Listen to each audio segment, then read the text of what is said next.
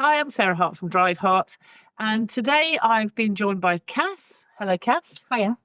Cass has joined me because we're going to be discussing the Part 2 test. So, Cass, do you want to kick off with any sort of queries or questions you might have about the Part 2? Yeah, so a big one at the moment is how to get a test and how long I'll be waiting, really. Yeah, that is a big one. Unfortunately, I don't have an answer really that's going to help you, other than to say that you can actually go on hold. You definitely need to go on hold, but you can go on hold for 2 test centres. But in order to do that, you have to phone up. So online, you can only go on hold for 1. But if you phone up, you can get on hold for a second test centre. Okay. Okay. So the really important thing is as well that you're looking for cancellations. So there's various apps and things out there. Have you got some apps on the go that you're looking at? Yeah, so I follow a group on Facebook called Test Hunters. And equally going on the Gov website, I do that multiple times a day. Yes, because you haven't got anything else to do in your life. No. But yeah, it's the best option at the moment. Yeah. Just keep going on and hope that you've gone on there at the same time that someone's cancelled a test. Yeah, it is tricky. Okay. Well, it sounds like you're doing everything you can to get that date. And of course, the main thing is to be ready, because if you get a cancellation and it's only a few days away, then you need to be ready to go. Yeah. And be prepared to travel. I mean, I think the location of the test centre is another issue, isn't it?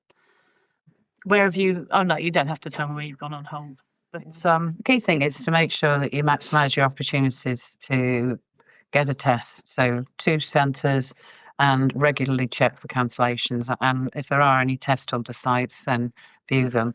The only thing we wouldn't encourage, and I don't think the DVSA encourages, paying money, because at the moment that would be not supported. Yeah. To an independent app. But I think the key things is we're here to talk about the actual test. So I think you had a range of issues, didn't we, that we said we would pinpoint? Yeah, I mean, while we're just on location as well, you should be able to take your Part 2 anywhere. And I know that the DVSA senior staff are saying, book a Part 2 anywhere. You can get one, go and do it, stay overnight in a hotel. And that's absolutely right. Of course, you should be able to do it anywhere. But local knowledge is helpful. So if you can get any heads up on the area that you might be going to by either Google Maps or looking at test routes or whatever, or if you know somebody that's been there, that's going to be helpful. So I would just put that out there as well. So, Cass, what any issues for you on the test? Are you clear about the format of the test? No, that was something that I wanted to ask. Okay. What's expected from me in terms of my drive? Yeah, it's a good question. You are expected to have a very highly disciplined drive. You are expected to have really good use of your mirrors. So our NSPSL will be kicking in all the way through. You're expected to be able to judge, anticipate hazards and issues that are arising much earlier than your average driver out there. So they're wanting you to be looking ahead, making really good decisions, looking at sort of advanced road positioning and looking at the fine detail of the discipline. So, the order of events at your traffic lights, making sure that you're not faffing with your gears if you're driving a manual car. So it's good, clear, well-timed gear changes, and then that hand straight back onto the steering wheel again, not lingering on the gear stick. Making sure that, for example, when you're going from second gear to first gear, you're going straight up the shaft and not back through neutral, because it's an unnecessary movement. Choice of gears has got to be good. So it's a really, very, very disciplined but business-like drive. So they're looking for you to make good progress. So just because we're looking at massive amount of discipline doesn't mean we need to be going too slowly. Does that help? Yeah, that's really good. How many manoeuvres do you get on a Part 2 test? So on a Part 2, you'll get 2 manoeuvres. You might also get an emergency stop. Okay. And you will also get some sat-nav or following signs. So what's the range of manoeuvres they can pick from? So it's for normal manoeuvres. It's the same as a learner test: parallel park, pull up on the right, reverse back 2 car lengths, forward bay, reverse bay. So that's your manoeuvres. The same bank as for a learner, but you get 2 instead of 1. So what's the key to success with the manoeuvres then? So that's a great question. So we're looking at COP. We're looking at control, observation and position. But again, with the part 2, they're looking for an advanced manoeuvre. So, a learner, for example, might just stagger into a parking bay. But for a part 2, they're looking for it to be really disciplined and businesslike, plenty of observations, good control of the car, and straight in without too much worry moving bay park. I think one of the things I found was that on a normal manoeuvre, a normal driver will try to do them too fast, whiz things round into a bay. And really that aspect of control is demonstrating to them that you can do the correct observations, the correct routine, but it's not rushed, it's actually done professionally. So it's not about trying to do it fast, it's about trying to do it in a business-like professional way where you're taking the time to do the observations properly, not a rushed manoeuvre in that respect. Does that make sense? Yeah, it absolutely does. Yeah, it's all about the safety as well, because whilst we're looking for that higher quality of drive, that also includes the higher response to safety issues and hazards, looking further ahead, responding quicker, making good decisions every single time. So those sort of disciplines they're looking for. So in terms of the format of the test, then how long does the drive last? The test is an hour, give or take a few minutes, and it will incorporate some motorway. So unlike the learner test, you will be set out on the motorway, and part of the test, as I say, will be sat-nav or signs following, so independent driving. And they'll be looking for you to be using things such as cruise control, if it's suitable. So those are the sort of things, Cass, you want to be practicing with your instructor, with your trainer. Yeah, absolutely. So is it the same process with the part 2 test as the learner driver test now, where the majority is independent? So if they're following a sat nav, it's for the whole test. Following read signs, I think it's the same. The part 2 hasn't changed. Okay. But like I say, you will get slightly longer because the whole test is longer itself. So you will get a longer section of sat nav. That might be going to be changed. I don't know at this stage. But, be ready to use things like your cruise control. But again, with the sat nav, you should be on it. You need to be looking at, not only listening to what she's saying to you now, she or he on the sat nav, but also looking at your pre-markers, so your little prompts at the top to see what's going to happen in 2 miles down the road. So, you're really planning ahead and looking ahead, and you're on every single decision. So there shouldn't be any surprises for you. Mm-hmm. Yeah. So we talked before about looking to see that you can actually translate that level of discipline to a learner. So you can only translate something that you know and can exhibit. So being able to professionally demonstrate the level of mirror discipline, MSPSL application, is really important, because that's actually what you're looking to teach to learners. So it's really important that you have that really tight discipline and exhibit that right from the beginning of the test, isn't it? Yeah, exactly. And also with the marking criteria, you've only got 6 driver faults that you can pick up. 7 or more is a fail, and obviously no serious, no dangerous marks at all.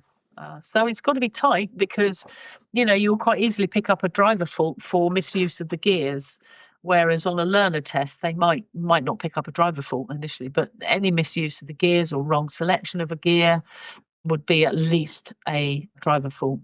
So, you've got an hour and you've only got 6 driver faults to have. Yeah, and if something goes wrong, a big piece of advice is try not to lose it, try not to give up.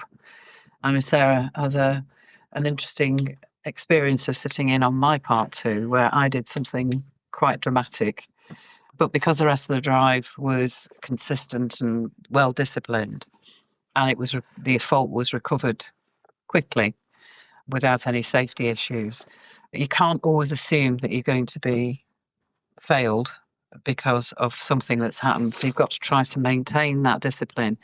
And part of that is about just managing your reaction to what happens and keep going, as they say, isn't it? Yeah, absolutely. Keep calm and keep going. Keep carrying on. No matter what, keep going. And, if at the end it is a fail, then you've got to resit it. Don't forget, like the part 3, you've only got 3 attempts. So, you make sure you get some training before you go. So many people think that, well, I've got a full driving license. I'll be able to pass my part 2. No, most of them wouldn't without any training. So get yourself smartened up with an instructor and make sure you get that discipline into the drive. So just to recap, we've covered the format of the test. Our recommendation around how much preparation is usually, depending on how your discipline is at the moment, that can be between 2 and 10 hours. In terms of what happens if something goes wrong, keep going, keep calm. Don't assume that you've been failed. Try to maintain that level of discipline. And I think the other thing is that in terms of the pressure of trying to get a test, is you've just got to be persistent. Get yourself on 2 test centres and keep looking each day on the government gateway site for the tests. Yeah. One thing to add that we didn't mention is when you turn up for your test, you will need your driver's licence and you will need your training records. So the SEs, the senior examiners, are expecting you to have training records because that will give them a good heads up that you've had professional training. And, if it's one of our PDIs, as you are, Cass, then I'll be with you on test. I'll be coming and accompanying you. That makes me feel a little bit well. Good. That's good. Okay, so Cass, anything else about the part 2? Just one thing. Yeah, in terms of advice for how you manage your nerves. Ooh, that's a good one.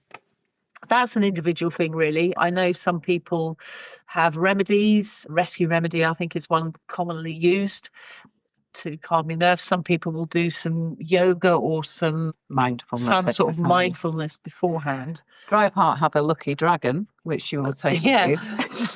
The lucky Welsh dragon. But visualization is have some way of trying to visualize success, visualize what the test's going to be like. And the important part of that is actually knowing what the test is going to look like and feel like. Preparing, isn't it? Now, you've got the benefit, you may have done a test before, but the key thing is to actually, if you read the ADI 1, which is the guidance to examiners, it covers the format of the test and it tells you what to do and what to expect when you present yourself for test.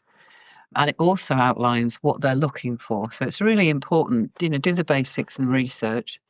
If you're going to a test centre in an area that you're not familiar with, then I would always recommend that you go and do some driving around that area, not necessarily to get to know a route, but actually to give yourself that feeling of confidence that you know the area, that you've been there. This isn't the first time you've encountered the dual carriageways and the motorways where you undoubtedly will be going on as a Part 2 test. My other sort of key tip is expect them to use the gadgets you've got in your car, because one thing that has derailed a couple of people on Part 2s is when they've been expected to use things like cruise control in an area where they wouldn't normally think of using it.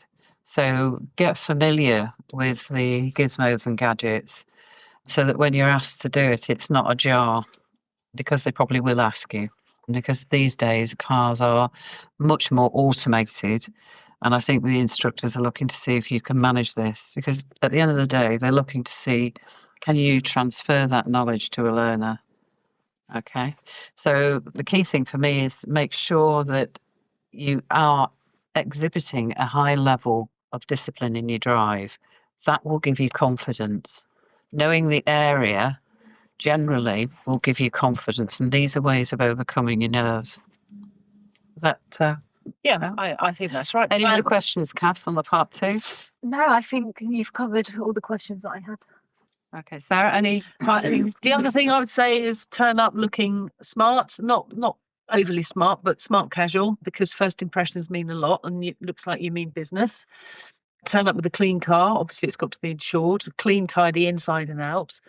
And, look the business, look like you're professional. And, this is the job that you want to have, rather than, turning up looking sloppy, because it doesn't help first impressions.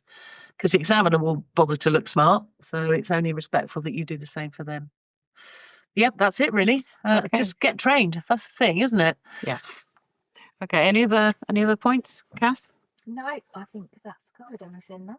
Okay, as always, if anybody wants to get in touch with Drive Hart, they can ring at WhatsApp Sarah Hart on 07919 488 360. I'm always happy to hear from people if they need a chat. Thank you very much. Thank you. Thank you.